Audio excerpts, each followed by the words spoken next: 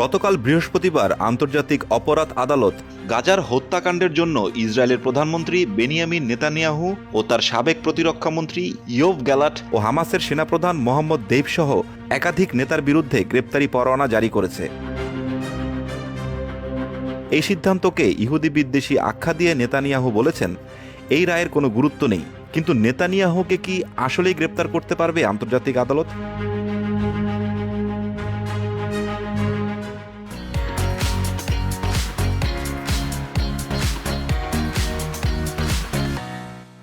আন্তর্জাতিক অপরাধ আদালত বা আইসিসির কোনো নিজস্ব পুলিশ বাহিনী নেই।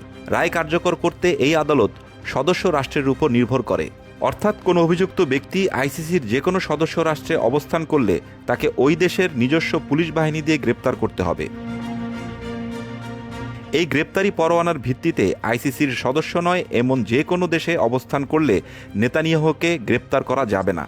ইসরায়েল সহ যুক্তরাষ্ট্র, চীন, ভারত, রাশিয়ার মতো বহু বড় ক্ষমতাবান দেশ এই আইসিসির সদস্য নয়।